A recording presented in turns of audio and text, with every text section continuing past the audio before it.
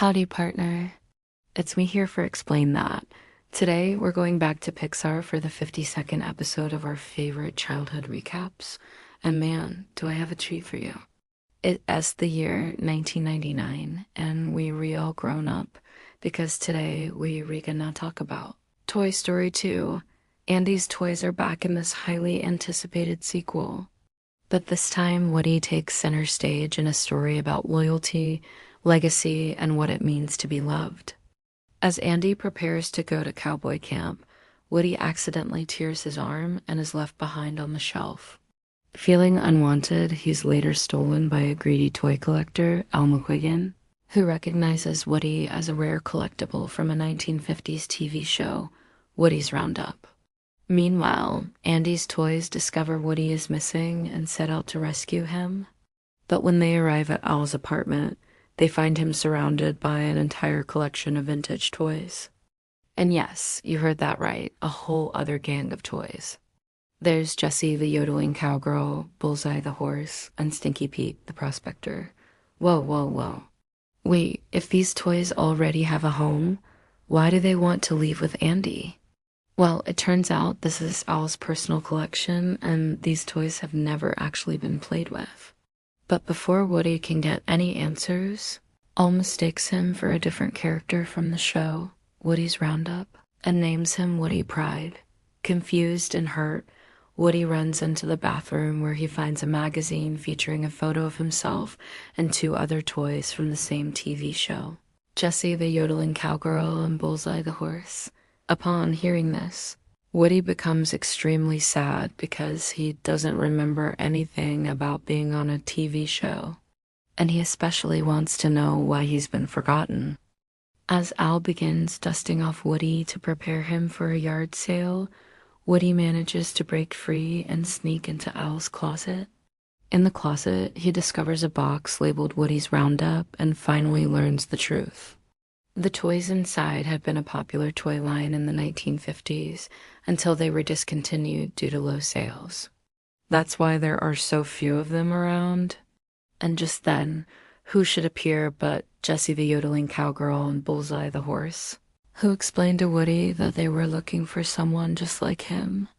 Turns out Woody is the last remaining member of Woody's Roundup, and in fact, he was the star of the show. He can't believe it. A TV show. Oh man, he feels so honored and proud. But wait, where's Stinky Pete? We haven't seen him since we found out he was a prospector. Well, he's in the other room listening to all this, and he comes in and interrupts, telling Woody that he's just in time for an adventure. You see, they had been stolen by Al and were being held captive in his apartment.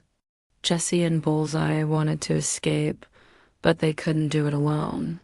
Woody's the last chance for a way out.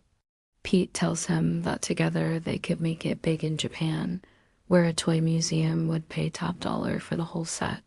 Suddenly, Woody's got three choices to make. Go to Japan with Pete, return to Andy, or stay with Jessie and Bullseye. Woody's torn. On one hand, he loves Andy, but what if he's just a toy collector like Al?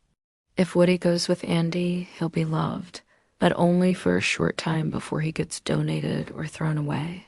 With Pete, he'll become a museum piece and be admired forever, but never loved again. Or with Jessie and Bullseye, he'll become part of a new family and experience all the love and affection he has ever wanted. At first, Woody thinks about running away with Jessie and Bullseye, but then he changes his mind and decides to go back to Andy. Just then, Pete grabs Woody and reminds him that he can't go back. Woody's Roundup is complete and they're going to Japan together. With Woody in tow, they run out the window and down onto the fire escape. Just then, Buzz Lightyear appears, demanding that Pete release Woody immediately. But Woody stops Buzz and tells him he doesn't want to go back to Andy. Instead, he asks Buzz to take care of Andy for him, promising that someday he'll return. Then Woody, Jessie, and Bullseye disappear around the corner. Buzz is shocked. What kind of crazy talk is this? Why doesn't Woody want to go back to Andy? Whatever the reason, he's not going to let some grumpy old prospector stand in his way. Buzz teams up with Mr. Potato Head, Rex, Ham, and Slinky Dog, who all pitch in with their own unique skills and embark on a wild ride across the city. Meanwhile, Woody and his friends have made it to Al's toy barn. Al isn't there, so Pete thinks they've won and starts organizing the toys into boxes to ship out to Japan. But then he opens one of the boxes and finds a new Buzz Lightyear, who warns him that he's making a huge mistake.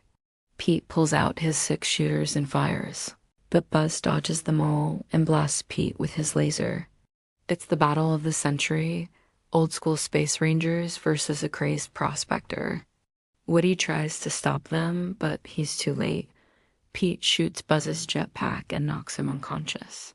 Then he demands that Woody hand over the other 2 members of Woody's roundup, Jessie and Bullseye. Woody refuses, witching Pete, who draws his 6 shooters again. But before he can shoot, Buzz wakes up, knocks Pete out, and they all escape in the back of Al's pickup truck. The toys race to catch up with Woody and the others, but they're too late. Woody has already given Jessie and Bullseye to Al, and he's getting ready to leave. When Buzz confronts him, Woody admits he was wrong. Going to Japan with Pete wouldn't have been better than staying with Andy.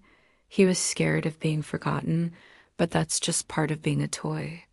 He then asks Jessie and Bullseye if they want to come back with him, but Pete jumps in and says no. He tells Woody that he deserves all the happiness he can get and declares that he is staying in the barn. Woody says goodbye to Jessie and Bullseye and returns to Andy with the gang. Back at Andy's room, everything's back to normal. Woody realizes now that being loved is more important than being immortalized in a museum. As he embraces his future, he cherishes every moment he has with Andy, knowing that one day he will be forgotten. But until then, he's happy to be a part of Andy's life. Meanwhile, at Al's toy barn, Pete watches them leave and can't help but feel a little bit lonely. But then a group of kids walk in and start playing with the other toys. And for the first time in years, he feels like he belongs to something again. Later that day, Andy's mom comes in to clean up the room. She sees the broken toys in the donation bin and asks if they reassure they don't want to fix them. But Andy says no, he's too big for toys now. His mom takes the toys downstairs to donate, but when she opens the door, she's surprised to find a crowd of kids waiting to take the toys off her hands. They rush in and start playing, and Andy's toys couldn't be happier. Jessie and Bullseye join the fun, and Woody couldn't be happier for them. As the kids play happily, Woody looks at the camera and says, "There's no place like home." And that's all for this episode. If you enjoyed this video, please like and subscribe for more. Until next time, remember, being loved, even for a short time, is more valuable than being admired forever. Thanks for watching. See ya.